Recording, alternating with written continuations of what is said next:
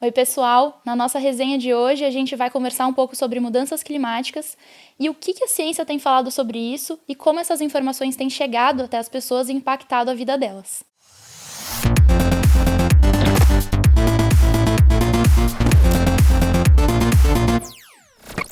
Oi, pessoal! Sejam bem-vindas ao resenha de hoje, em que a gente vai falar um pouquinho mais sobre mudanças climáticas e o que a gente tem a ver com isso. Eu sou a Gabriela Longo, sou bióloga, pesquisadora, educadora popular e divulgadora da ciência, e eu produzi o podcast Sinal de Vida. Vou fazer minha audiodescrição. Eu sou uma mulher branca com cabelos castanhos ondulados, eles estão presos, e eu estou usando uma camiseta cinza.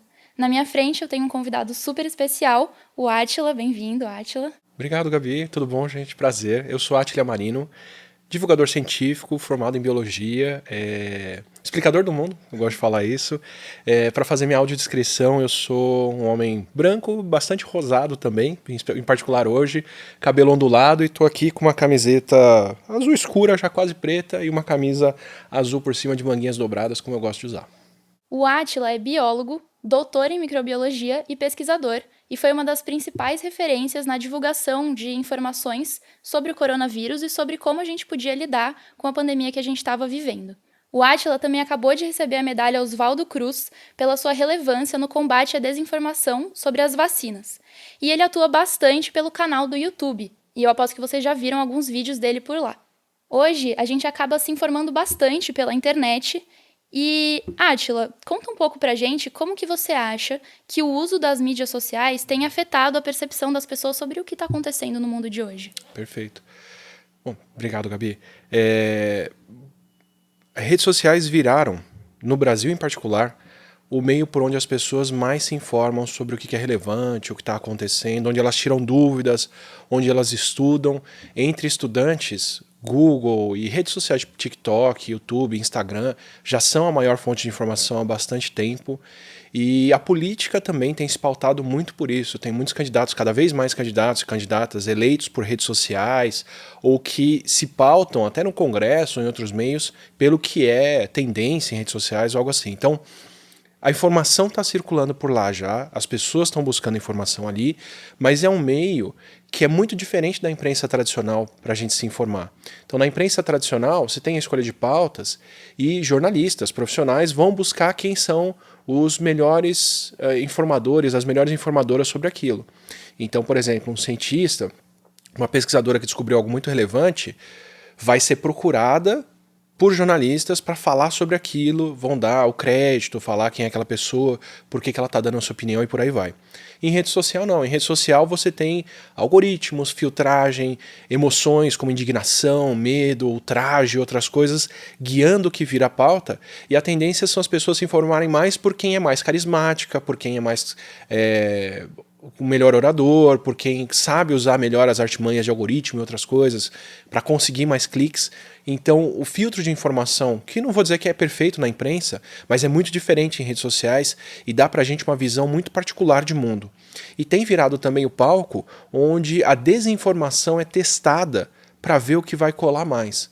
Então, quando a gente vê alguma coisa acontecendo, como foi com a pandemia, ou quando tem as queimadas, ou qualquer desastre que tem explicações científicas para descrever aquilo, é em redes sociais que quem quer desinformar joga diferentes versões de mentiras para ver qual delas que se espalha mais, que gera mais clique, para depois soltar aquilo. Então é um espaço onde, ao mesmo tempo que as pessoas podem ter uma informação ilimitada sobre o que quiserem saber e acesso aos melhores especialistas, também é um lugar onde as mentiras são testadas, se espalham mais rápido e chegam em mais gente. Então é uma balança bem complicada aí que, se for deixada por conta, acaba desinformando às vezes até mais. Certo. E você tem visto que esse tipo de notícias, especialmente sobre a ciência, tem aumentado, esse tipo de notícias falsas e de desinformação dentro dessas redes sociais? Muito, muito, porque, como eu disse, elas estão ganhando relevância, estão ganhando importância, e a gente está vivendo um tempo onde a ciência já explicou o suficiente e a gente já alterou o mundo o suficiente para chegar em problemas onde a ciência descreve aquilo e dá soluções que não são as mais legais ou as mais práticas para todo mundo que está atuando. Então, por exemplo, a pandemia. Você tem um vírus novo circulando. Em surtos passados, em pandemias passadas, a gente levou décadas para entender alguma coisa. O HIV foi descoberto, caracterizado, quase 100 anos depois dele começar a circular entre humanos. A gente teve que reconstruir como a coisa aconteceu. Na Covid, em menos de um mês, já se tinha registrado os casos de problemas respiratórios, que era um vírus, qual tipo de vírus e ele sequenciado. Então a ciência vem e fala, bom, para um vírus respiratório, precisamos de vacina, precisamos de máscara, precisamos de distanciamento entre as pessoas, se o espalhamento for grande, vamos ter que fazer lockdown e por aí vai. Então você já tem muito precocemente uma explicação que interfere diretamente na vida das pessoas, interfere em comércio e uma série de coisas, mudança climática mesmo, né? A gente identifica uma mudança na atmosfera, o que está gerando aquilo e fala, bom, o modelo energético, econômico atual é incompatível com a vida como a gente leva hoje. E isso muda a vida das pessoas, então isso gera uma pressão muito grande por desinformação aí no meio, e o meio onde isso é testado são as redes sociais. Sim. No tema das vacinas, né, até que você trouxe a pandemia do Covid-19, a gente viu na divulgação científica a ciência trabalhando ao vivo, né? Mas trazendo para o tema de hoje, que são as mudanças climáticas, a ciência já tem alguma noção do que está acontecendo faz bastante tempo, né? Sim. E como que aconteceu essa demora para essas informações chegarem para as pessoas e por que elas estão chegando com tanta desinformação, com tanta fake news? Perfeito. Bom, essa informação é de fato muito longa. Já tem desde 1850, ou desde a década de 1850, já se sabia que o gás carbônico absorve calor melhor do que outros gases. Então, por exemplo, se você expira dentro de um aquário, e enche esse aquário de gás carbônico, que é o que a gente solta na inspiração, e põe esse aquário no sol, você vai ver que ele vai ficar mais quente do que um aquário com ar ambiente que não tem tanto gás carbônico. E já se tinha como quantificar e calcular isso desde lá do final do século XIX. E a gente já estava vendo que a queima de carvão, que a queima de lenha e outras coisas emitia mais gás carbônico. Então extrapolar que isso ia se acumular na atmosfera e mudar o clima não era tão difícil. Mas os efeitos lá eram muito menores. A gente não tinha como medir naquela época como que era o clima global antes daquele período, e o potencial de mudança que a gente tem de lá para cá mudou muito. Mas essa noção de que isso pode acontecer já vem dessa data. Aí você tem as incertezas. Mas será que o gás carbônico vai acumular na atmosfera? Será que ele não vai ser dissolvido na água? Será que na atmosfera ele vai ter esse mesmo efeito? Será que esse efeito é tão dramático assim? Leva um tempo para a gente ver isso acontecer. Mas isso já está claro. Vou dizer que pelo menos desde a década de 50 a 60, que 1950, 1960, já se sabia disso. Agora, de lá para cá, a gente tem todo um movimento para tirar dúvidas que são legítimas, porque isso tem implicações, né? Você está me falando que o modelo de produção de energia global é insustentável. Quão insustentável ele é? Por que ele é assim? Quanto que ele tem que mudar? Então existe uma pressão social muito grande para quantificar e definir isso, que é super legítima. Ok. Mas aí também começa todo um movimento de desinformação junto, que foi criado lá na década de 40 e 50, quando se descobre que o cigarro causava câncer, que é um movimento de atrasar a aplicação de descobertas científicas recentes. Então, com o cigarro aconteceu isso. Descobriram que a fumaça do cigarro causava câncer. Isso a indústria do tabaco já sabia, mas a medicina começou a inferir e medir isso. Então passavam, por exemplo, alcatrão nas costas de um camundongo e viam crescer tumor ali. Passavam a fumaça do cigarro diluída no camundongo e viam aquilo formar tumor. Então, está causando câncer nos bichos, deve fazer a mesma coisa em humanos. A indústria do tabaco percebeu o impacto que isso podia causar e criou todo um sistema de contratar especialistas que iam questionar isso, invalidar esses resultados, falar que eles não se aplicavam. Desenvolveram técnicas de propaganda para fazer campanha dizendo que agora o cigarro tem filtro e aí ele não deixa o poluente chegar na pessoa, que mulheres independentes fumam para convencer um público novo a fumar, para repor o público masculino que estava deixando de fumar por causa disso. São N técnicas que até hoje são usadas para várias outras causas quando você tem esse conflito de descobertas científicas que atrapalham o modelo econômico. E essa que o pessoal chama da indústria da dúvida, né? De você aprender a recrutar especialistas para pôr em questão o que está sendo descoberto. Isso já é até mais antigo, desde quando começam a produzir energia elétrica em escala para cidades, para as casas. O Thomas Edison, que tinha um modelo de energia elétrica lá em 1800 e tanto para uso de energia de corrente direta, contratou um engenheiro que escrevia para jornais dizendo que a energia de corrente alternada, que era o concorrente dele, era perigosa, era questionável, não era boa. Então era uma pessoa que teoricamente seria isenta, levantando questões legítimas, mas promovendo por trás disso uma outra indústria. Esse modelo foi aprimorado pelo pessoal da indústria da dúvida e é um modelo que vem sendo usado para tudo hoje, principalmente em mudanças climáticas, para atrasar esse consenso. Então o consenso científico é claro há bastante tempo, de que a gente altera o clima, muda e causa influência. Mas aí você tem especialistas que são mais ouvidos, porque estão falando uma coisa que é mais confortável, que é, olha, não precisa agir agora, não é bem isso. A gente ainda tem dúvidas e isso atrasa demais essa noção de consenso e a aplicação disso. Então a gente já sabe, há mais de 1,5 século, que o clima pode mudar com a nossa ação, já sabemos há quase 1 século que a nossa ação está mudando a atmosfera, já sabemos há pelo menos 50 anos que certamente as mudanças atmosféricas estão vindo da nossa ação, por várias formas que a gente pode conversar aqui.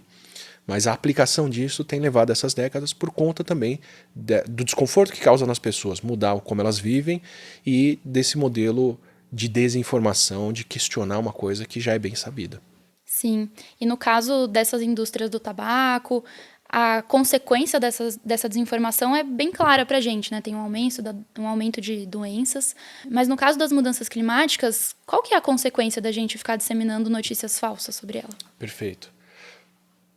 Bom, tem uma série de coisas para a gente conversar até sobre como essas notícias falsas aparecem nas redes, quem circula elas, ou o que faz, se as pessoas sabem ou não sabem que estão mentindo quando elas compartilham isso. Mas a consequência direta disso é, a gente deixa de adotar medidas para mitigar os problemas. Então, por exemplo, se seguisse o consenso de que a maneira como a gente produz energia, principalmente usando combustíveis fósseis, principalmente emitindo gás carbônico, vai fazer esse gás acumular na atmosfera e vai fazer ele acumular mais calor e mudar o clima do planeta, a gente já podia ter, desde 70, 80, desde há 50 anos, mudado a forma de se produzir, a forma de se gerar energia, o tipo de material que a gente mais usa, com que frequência e por aí vai, para hoje em dia a gente ter uma atividade econômica muito menos impactante para o planeta. Quanto mais tempo a gente demora para levar isso a sério e pôr isso em prática, mais carbono a atmosfera acumula, mais o modelo de desenvolvimento da humanidade depende desse acúmulo de carbono e mais difícil fica reverter esse curso lá na frente. E mais difícil de reverter esse curso lá na frente quer dizer o quê? Quer dizer que a atmosfera vai ter mais gás carbônico, o clima vai ficar mais quente no geral. Pode ser uma diferença de décimos de graus na temperatura média, mas isso tem enormes impactos e muito mais gente vai ser impactada por isso. Então até onde a gente vai deixar a atmosfera esquentar antes da gente reverter essa tendência? Porque quanto mais ela esquentar, mais insustentável o planeta fica para todos. Já está insustentável, mas vai ficar pior. E reverter o curso disso. Então fica mais caro, são mais vidas impactadas e por aí vai. É como na pandemia. Quanto mais a gente demorasse para fechar, adotar máscara e fazer outras coisas, mais o vírus se espalhava, mais problema a gente teria, como o Brasil teve. Com a diferença que agora a gente está falando na escala de décadas e não necessariamente de meses só. E com um impacto tão grande quanto ou maior ainda para a vida das pessoas. E agora a gente já chegou num ponto que tem tanto carbono na atmosfera e está tão quente que o clima já está alterado. A gente pode falar sobre uma série de mudanças que em 2023, 2024 são inéditas, mas parecem ser as mudanças mais leves que a gente vai ver daqui para frente. Então, 2023 e 2024 foram os anos mais quentes que a humanidade já registrou, mas os mais quentes até aqui. Daqui para frente, a tendência é eles serem os mais frios. Então, o que isso quer dizer? Demorar para reconhecer hoje não implica só na gente não mudar o modelo econômico, produtivo ou o que for que gera esse aquecimento. Também implica em não tratar essas mudanças como novas, diferentes e permanentes. Então, se você olha, por exemplo, a enchente em Porto Alegre, no Rio Grande do Sul. Por 70 anos, Porto Alegre não tinha visto uma enchente tão grande, desde a década de 40. Então, só teve uma enchente no século passado. Tá bom. Aí 2023 teve uma enchente tão grande quase quanto a de 1940. Se você adotasse o modelo passado, pensando no clima anterior, você ia falar, bom, a próxima enchente vai ser daqui a algumas décadas. Não. De setembro de 2023 para maio de 2024, teve mais 3 enchentes. Das 5 maiores enchentes que Porto Alegre registrou, 4 aconteceram entre 2023 e 2024. Então são anos que não adianta você olhar para o passado e pensar, era desse jeito, vai se repetir. Você tem que pensar num modelo diferente. Então, quanto mais tarde a gente pensa nisso, mais a gente vai sofrer com esse impacto previsível da mudança agora, mais previsível se você souber reconhecer que o clima de hoje, o mundo de hoje, não é o mundo dos últimos milhares de anos. É um mundo novo com um clima muito diferente do que já foi. Sim. Eu acho muito importante a gente estar falando dessa desinformação que vem associada com as mudanças climáticas, porque essa crise que a gente está vivendo, ela deixa de ser uma crise só, entre aspas, ambiental e passa a ser uma crise social também, né? Sim, Então ela sim. tem muitos aspectos e hoje a gente queria trazer um pouco mais da parte científica, né? Porque a gente tem dados, a gente tem previsões, a gente tem uma grande produção científica em torno desse assunto e a gente está aqui com pessoas que conseguem trazer informações importantes, informações confiáveis. E aí eu queria te perguntar, então, para a gente começar essa parte um pouco mais técnica, o que a ciência entende como mudanças climáticas? Primeiro, para a gente entender por que são mudanças, né? Como que a gente sabe que o clima mudou? Se a gente não pode olhar para o passado, se a gente não consegue recriar, como que a gente sabe que o clima mudou? Então, a ciência tem meio que 2 jeitos de entender o universo, de entender como tudo funciona. Você tem o teste de hipótese, que é a ciência clássica que a gente aprende, né? Alguém tem uma ideia, pergunta aí se as coisas fossem assim e testa aquilo para ver como acontece. Então, será que a gravidade tem a mesma ação nos objetos, independente do peso? Aí você vai lá na Torre de Pisa e solta um martelo e uma maçã e vê que eles caem na mesma velocidade. Ok, isso é um teste de hipótese. Agora, na biologia a gente passou por isso muito, na mudança climática a gente também passa por isso, que não dá para você voltar para o passado e testar. E se a humanidade não tivesse emitido esse carbono? E se a gente tivesse feito outra coisa? Né? O tempo avança numa direção única, a gente não consegue voltar e testar uma versão diferente da humanidade. Mas você pode observar as coisas para recriar como elas aconteceram, que é a evolução, por exemplo. Né? A gente, quando fala de evolução, não tem como você fazer um teste de hipótese com e se os mamíferos surgissem de novo. Dá para testar com bactéria, com vírus, com alguma coisa assim, mas... Então o melhor que a gente faz vamos observar o passado e ver o que melhor descreve o que está acontecendo. No clima dá para fazer isso. Então, por exemplo, a observação mais direta, que é a dendrocronologia. As árvores, quando estão crescendo, elas vão formando anéis. Se a gente olhar para a madeira aqui da mesa, dá para ver vários veios aqui, que são os anéis dessa árvore quando ela cresceu. Tem alguns que são mais largos, tem alguns que são mais curtos. Porque a árvore não cresce tanto no inverno, aqui no Brasil quando é seco, em muitas regiões, em países mais frios quando a água congela, ela cresce melhor na época de chuva. Então o anel ele registra muita coisa ali dentro. Ele registra se o anel é mais largo e é a madeira que a planta formou no período de chuva, isso quer dizer que naquele ano choveu mais. Se o anel é mais curto, quer dizer que aquele ano foi mais seco. Se ele tem mais desse ou daquele composto, pode ser que aquele ano foi um ano mais quente ou mais frio. E isso fica registrado na madeira. Então, se eu pegar uma planta de 200 anos e tirar um canudinho dela com 200 anéis, eu consigo reconstruir os últimos 200 anos de clima. Mas uma planta só não informa muito. Tudo bem, se eu mostrar todas as plantas ou 2.000 plantas de uma região, é muito sólido que você vai recriar com base nisso. Isso te dá uma noção muito clara de como é que foi o clima dos últimos 500 anos, às vezes até 2.000 anos, dependendo do tipo de madeira, tronco, conservação dela, onde você acha, às vezes até sei lá, que aqui no Brasil é difícil de preservar isso porque o nosso clima é mais úmido, mas você pega uma região mais árida, essa mesa aqui tem 2.000 anos, foi encontrada num sítio arqueológico. Então a madeira que está nela pode ter 200 anos de anéis, mas são 200 anos lá no passado. E aí você pode sobrepor essas informações todas para, através disso, reconstruir os últimos milhares de anos. As cavernas têm a formação de estalactite, estalagmite, por conta da água que é absorvida em cima da caverna, passa pelo solo, passa pelas rochas que formam a caverna e deposita ali a formação de cálcio na pontinha da formação. Aquilo vai se depositando milímetros por ano. Quer dizer que se você pegar uma estalactite, um estalagmite de 1 metro, você pode ter 100.000 anos registrados ali. E outras formas, né? O gelo que se deposita na Antártida, em lugares muito frios. Com isso a gente consegue recriar No caso do gelo, até pelas bolhas de ar que ficam presas, então você consegue medir a quantidade de gás carbônico que tinha na atmosfera naquele período, dá pra gente falar com bastante certeza do quanto caiu de neve, do quanto o solo absorveu de água, do quanto a planta absorveu de água, ou que calor que fez, nos últimos 800 mil anos até, dependendo da fonte que a gente usa.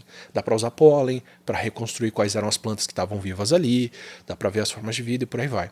Então a gente consegue reconstruir muito solidamente a atmosfera do passado, o clima do passado, o regime de chuvas do passado.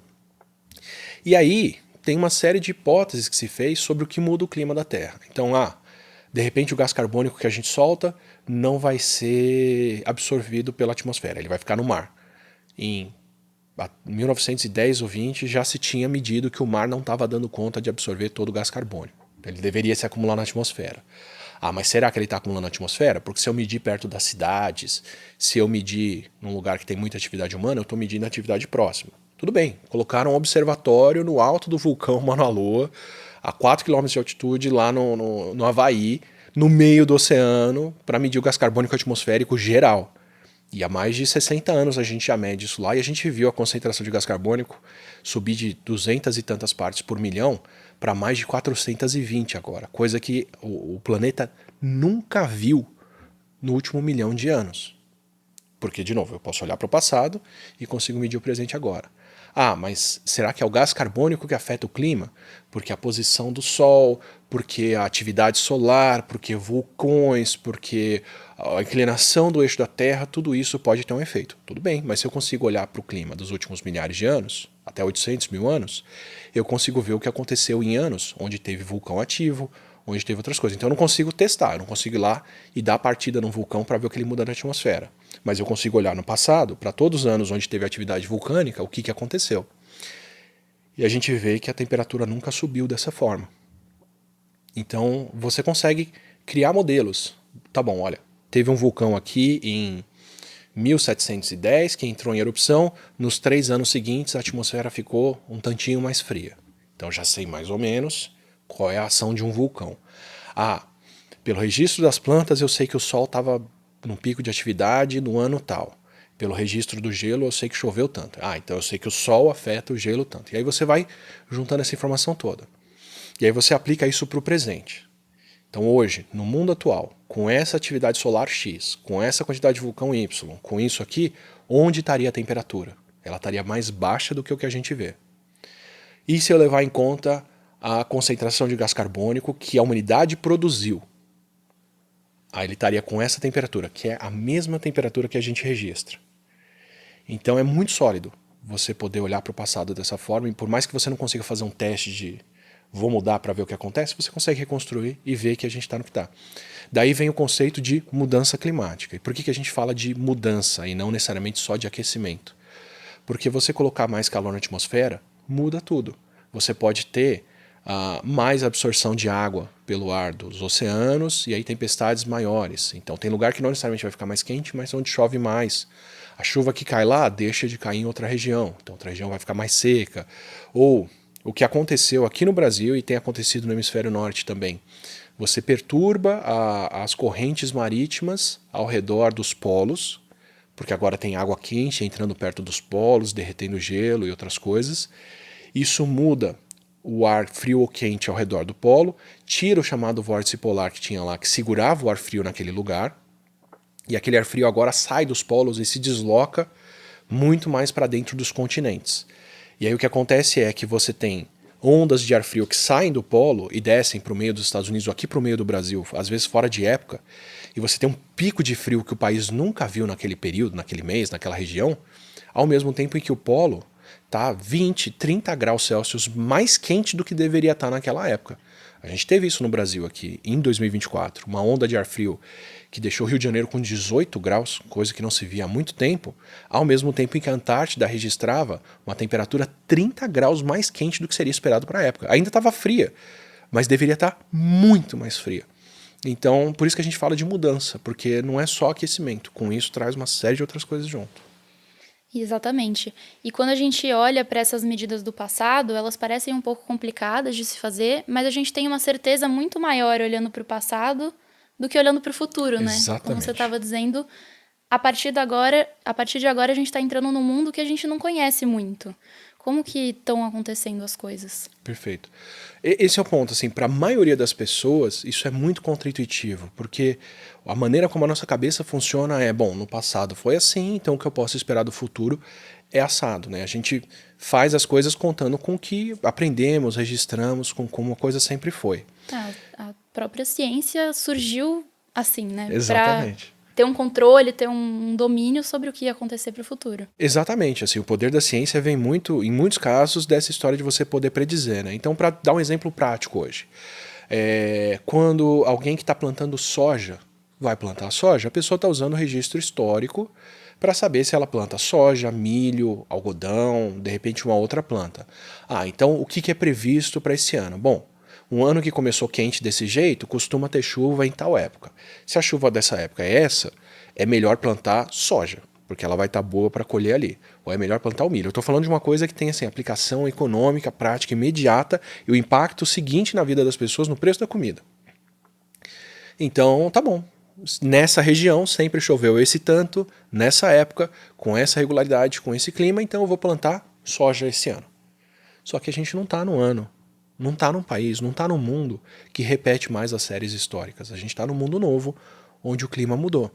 Então o que tem acontecido no Brasil em particular, né? Como é que a coisa, por que essa mudança de mentalidade tem que acontecer? A gente está num país que chegou a 80% de dependência de hidrelétrica, que é chuva. A gente está num país que depende muito da produção de soja, da produção agropecuária, da produção de cana, de milho, de laranja, de outras coisas. São todos modelos econômicos que não têm controle nosso direto. É diferente na Holanda, que o pessoal planta dentro de uma estufa e usa o gás carbônico da produção de energia para alimentar a estufa e com isso ela produzir mais, que pode estar mais seco ou mais quente lá fora, você tem algum controle ali dentro.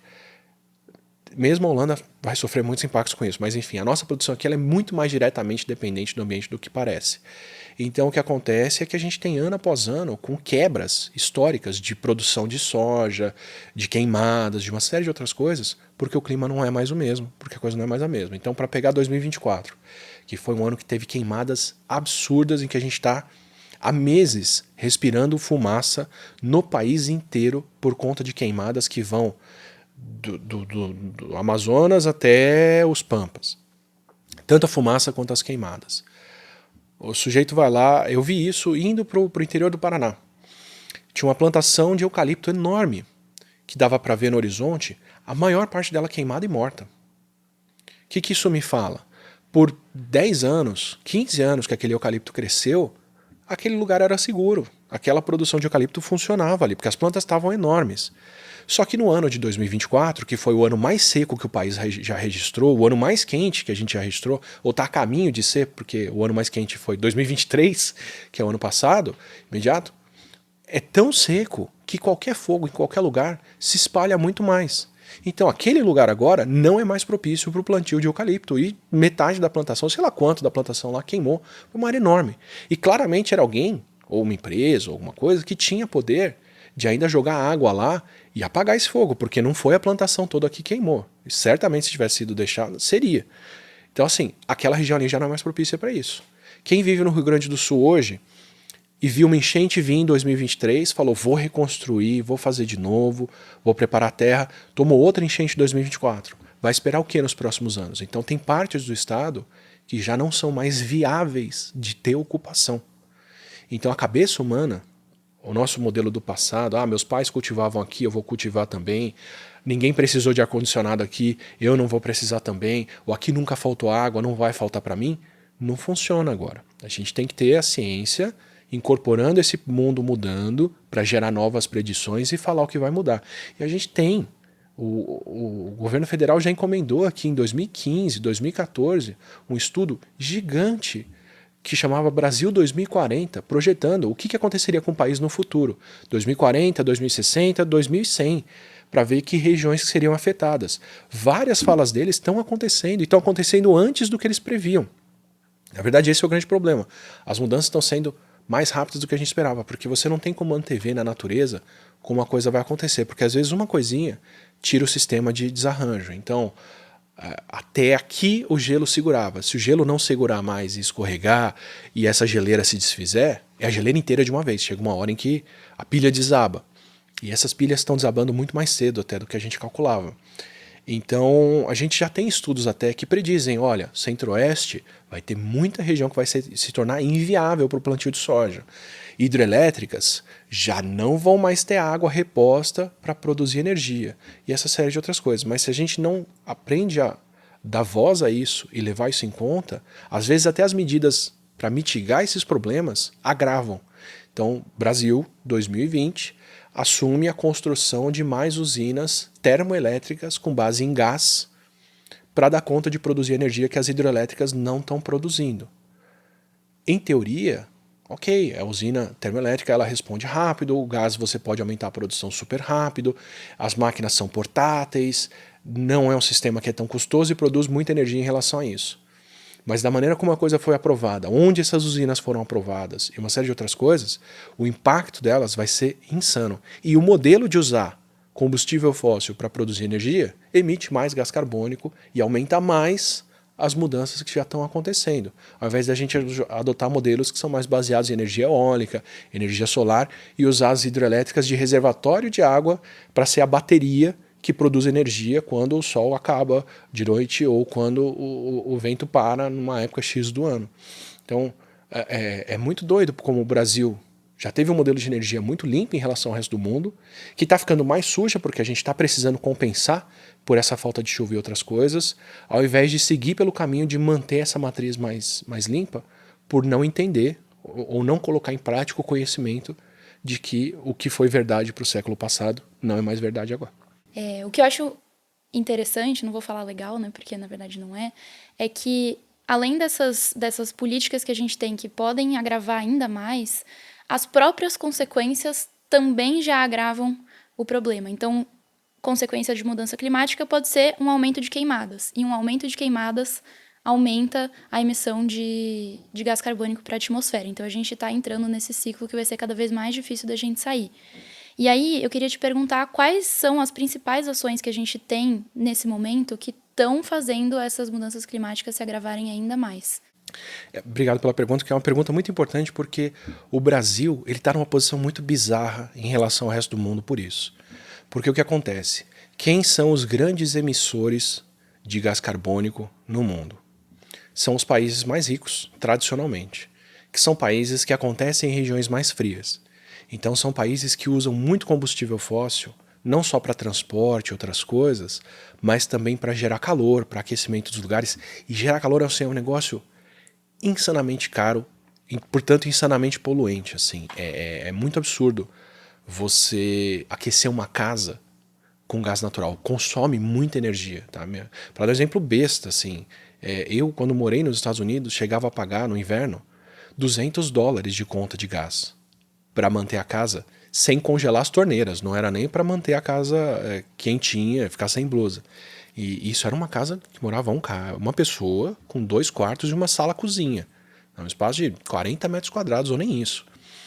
É um negócio muito caro. Então é um negócio que emite muito gás carbônico. Porque isso que eu estava pagando era queima de gás, basicamente.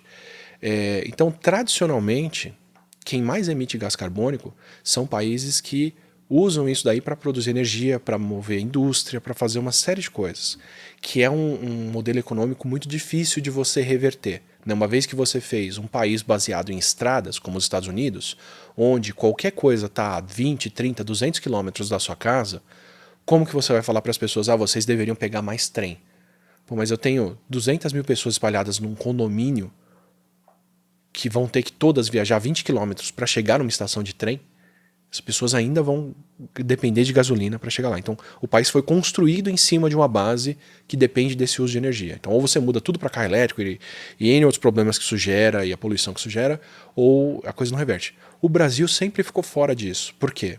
A gente não precisa de, pelo menos na maior parte do país, combustível para aquecer os espaços. A indústria aqui é baseada em energia gerada tradicionalmente por energia hidroelétrica. Sul e sudeste do país concentram a maior parte das indústrias, porque coincidentemente são as regiões que mais têm rios com relevo. onde você consegue fazer um reservatório robusto e produzir muita energia hidroelétrica. Então toda a indústria paulista e a indústria do sul, que o pessoal se orgulha de falar e tudo, é baseada nessa energia gerada pela chuva, que tradicionalmente nessas regiões era menos poluente do que queima de combustíveis fósseis em outros lugares. E a gente sempre teve, infelizmente, um subdesenvolvimento em relação a países ricos que faz com que as pessoas não consumam quanto os países ricos consomem. Então o impacto individual de um brasileiro, de uma brasileira, em emissão de carbono é menos de 1/10 do impacto de um europeu. Nem estou falando do impacto de um americano, que é umas 50 vezes maior do que o nosso. Então, as pessoas aqui, teoricamente, precisavam fazer menos esforço para não emitir isso. Então a gente gerava energia limpa e não tinha um consumo que gera tanta emissão de carbono. O que seria um exemplo para o resto do mundo. Além de ter um histórico tradicional e cultural aqui no país, de modelos de ocupação de terra dos indígenas, modelos de cultivo de indígenas e quilombolas, que geram muito menos impacto ambiental e uma série de outras coisas que a gente ignora a duras penas até hoje, mas são técnicas e práticas muito mais sustentáveis do que as que a gente adota, que imitam modelos europeus que não são tão aplicáveis para terras como as nossas aqui. O plantio de café, por exemplo, tradicional paulista, você plantava o café em fileira no morro para poder observar os escravos trabalhando, as pessoas escravizadas estavam ali cultivando aquilo, ao mesmo tempo que isso destruiu o morro. Então, assim, era um modelo escravista gerando uma plantação que é insustentável naquele morro, que tira toda a terra do morro e que torna parte do Rio de Janeiro, de São Paulo e de Minas inóspita por causa disso, tentando reproduzir o modelo de plantação europeia e não o que podia ser feito aqui no Brasil. Hoje, o Brasil entrou para a lista dos países que mais emitem gás carbônico no mundo. Por quê? Se a indústria aqui não mudou, se grande parte do combustível que a gente usa aqui é o etanol, que teoricamente é um combustível mais sustentável, que pelo menos em termos de emissão de carbono, emite menos carbono do que o uso de gasolina, então de onde veio isso? A maior fonte, quase 80% da nossa emissão aqui no Brasil, vem de queima de floresta e criação de gado. E assim, queima de floresta não é atividade de pessoas que estão plantando ali a comida delas e que uma vez por ano vão pôr fogo ali para matar erva daninha e depois plantar de novo. Não, é desmatamento e queima para grilagem de terra por grandes latifundiários. É que queima de floresta que você consegue observar de satélite, saber quem foi, onde foi e qual é a terra que está sendo tomada ali, sabe? Não é uma coisa insolúvel. Cultivo de gado, da maneira como o Brasil faz, o resto do mundo não faz por quê? Porque é insustentável. Só que aqui a gente consegue prorrogar por mais tempo a maneira que isso acontece, porque a gente tem muitas terras. Então, assim, o Brasil está num mundo bizarro aí, indo na contramão do resto do mundo, que é todo mundo tentando reduzir a emissão de carbono e com muita dificuldade porque são países construídos com base nessa emissão que já acontece. Aqui não, a gente não emitia esse carbono até 20 anos atrás, 30 anos, e passamos a emitir por causa de coisas que são insanamente destrutivas e que beneficiam pouquíssimas pessoas. Então é uma coisa que teoricamente é muito mais fácil de agir e fazer. E ao mesmo tempo, o impacto disso para a gente vai ser muito maior do que nesses países mais ricos. Porque parte da Europa vai se tornar cultivável de novo. Parte do Canadá vai poder plantar trigo e outras coisas que nunca plantaram. A Rússia vai colher benefícios enormes com parte da Sibéria aquecendo. Além de conseguirem chegar em novas fontes de petróleo, que só agravam o problema.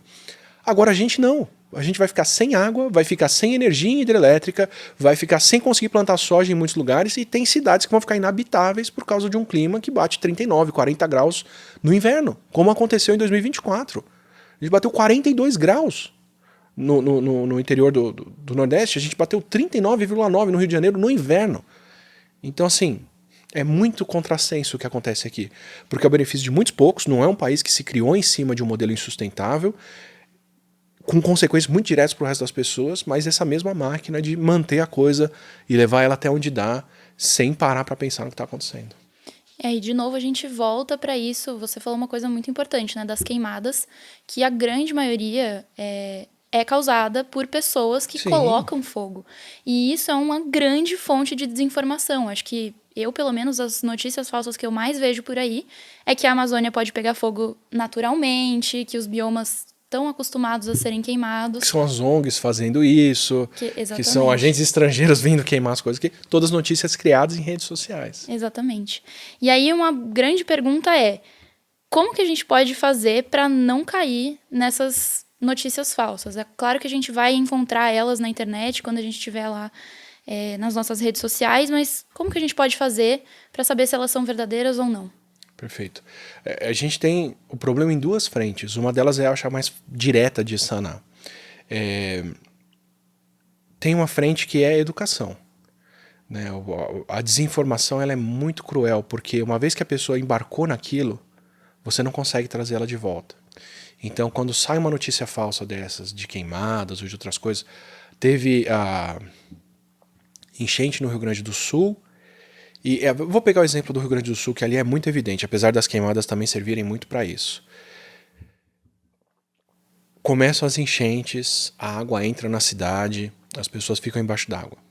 O que a ciência falava sobre? Já falava desde a década passada que ia ter mais chuva naquela região. Então a ocupação de regiões de cheia é insustentável. Já falava que você preservar a mata ciliar, a mata que cresce ao redor de onde tem água, a mata dos morros que não deixa a água e o solo descerem, era importante. Para onde o Estado foi lá nessas últimas décadas? Para aumentar a ocupação dessas regiões e para permitir mais desmatamento. Aí vem a enchente e a consequência óbvia do que ia acontecer. Na véspera da enchente, pesquisadores já da URGS, que é a universidade que faz a Universidade Federal do Rio Grande do Sul, já tinham predito que a água que estava caindo nos morros faria o rio, em Porto Alegre, que é onde a água deságua, subir muito mais. Então, dias antes, eles já estavam avisando, precisa desocupar essas regiões. Não desocuparam, não deram esse alerta, aconteceu o que aconteceu. Se você deixar a informação científica acontecer aí, era previsto, predito e dava para agir a respeito. E isso faz parte de uma grande tendência, que são as mudanças climáticas, que são, de certa forma, previsíveis, ou pelo menos antevistas, e para as quais a gente tem que se preparar. A gente tem que fazer uma adaptação climática.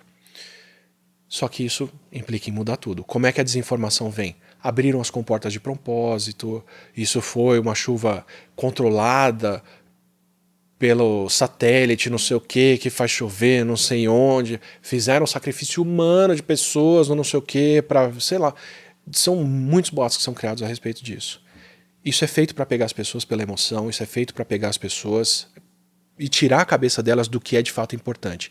E às vezes quando não dá para mentir sobre o que aconteceu, se mente sobre quem está solucionando. Então, são as empresas que estão tirando as pessoas de lá, é o bilionário X que foi lá na mão resgatar alguém de barco, e é isso que conta, e é isso que vai salvar a gente. Quando não, é uma mobilização social inteira que tem que acontecer para esse problema se resolver. Com a educação você sana parte disso. Você fala, olha, o clima muda, a gente tem essa ação, é o que a gente está conversando aqui.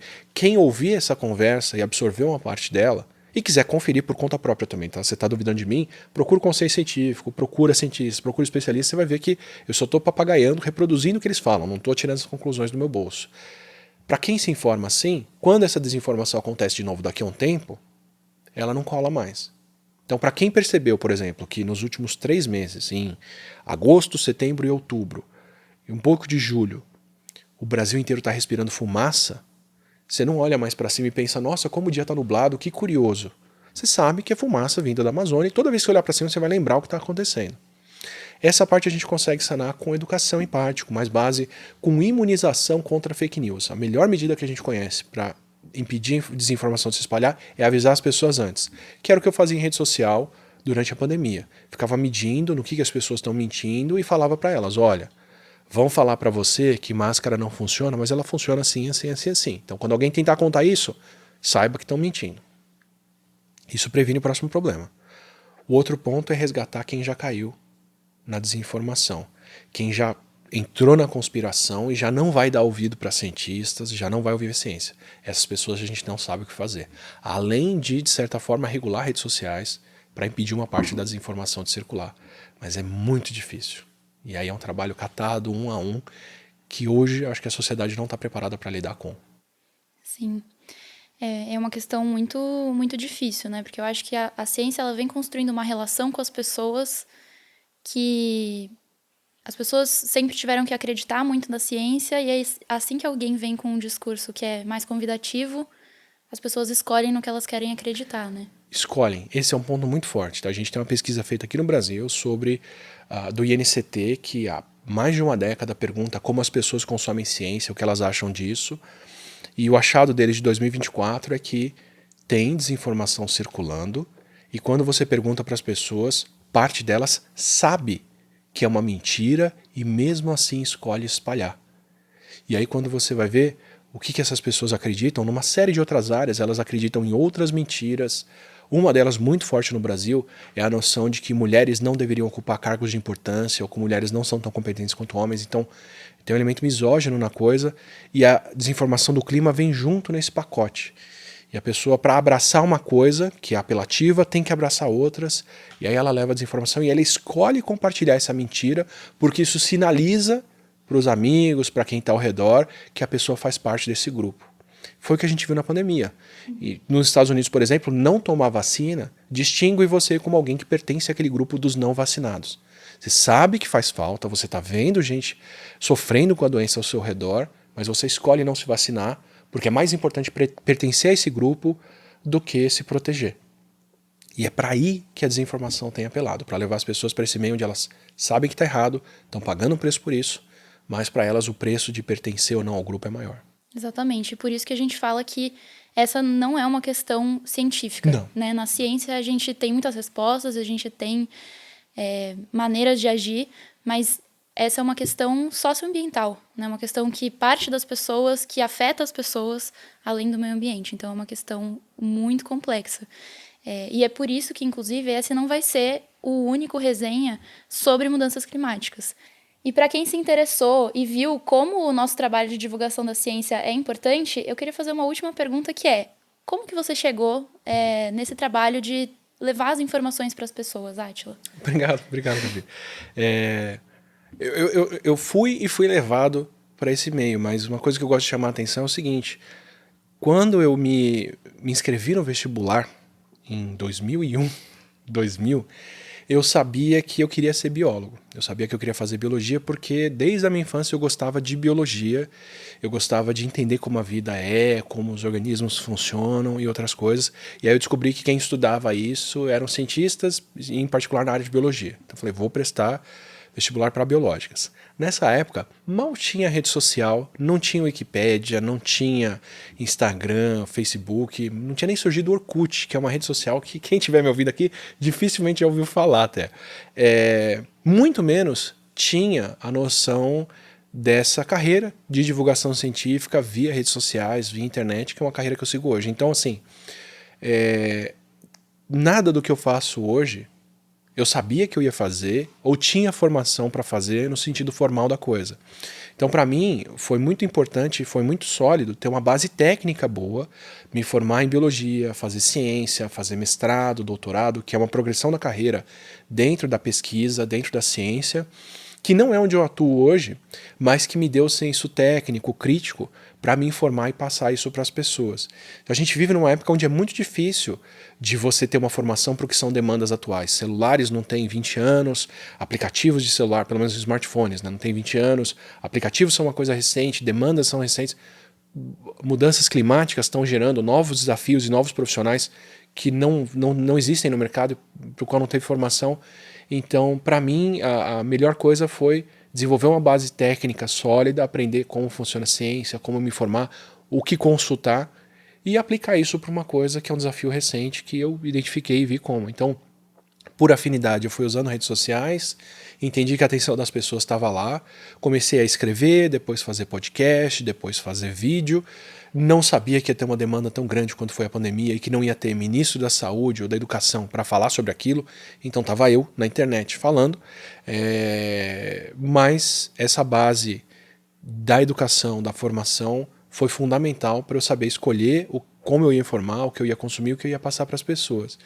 Então, é essa pegada das duas coisas. Tentar se adaptar a mudanças recentes e buscar onde atuar com base nisso, mas contar com essa formação para sempre saber quem eu sou, o meu papel e o que eu tenho a contribuir naquele meio.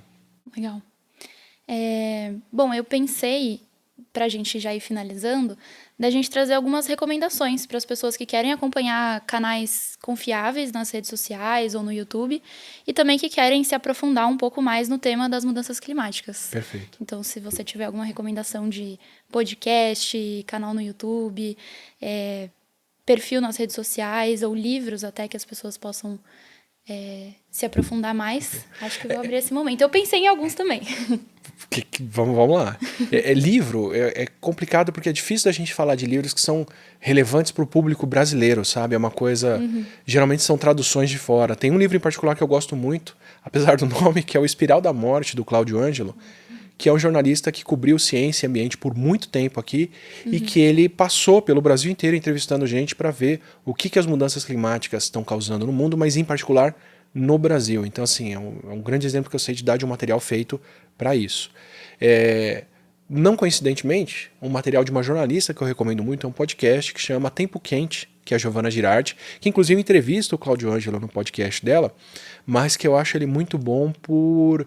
Ele é um pouco mais formal, ele é um pouquinho mais chato em relação a podcasts humorísticos ou de discussão, mas a Giovana faz uma coisa que é fundamental, que ela vai atrás não só do que a gente entende sobre o clima, mas como isso acontece no Brasil, como as políticas que adotam ou não as mudanças climáticas acontecem no Brasil. Então ele é muito importante para a gente virar um pouquinho a chave na cabeça e entender, ok, isso está acontecendo, mas por que a gente não tem ação a respeito disso no país?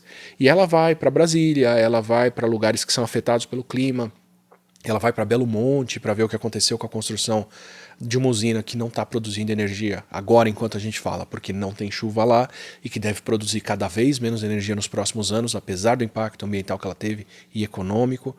E ela dá uma noção de como isso acontece no país por dentro, que eu nunca vi em outro lugar sendo discutido. Então, além do conteúdo formal do que é o aquecimento, como ele acontece, outras coisas, ali a gente entende a política disso, que eu acho muito informativo. E, numa outra veia bem diferente, mas pelos mesmos motivos, eu recomendo, com um olhar crítico, o Não Olhe para Cima. É aquele filme sobre um meteoro que está vindo para a Terra e um par de cientistas que resolve explicar que isso está acontecendo.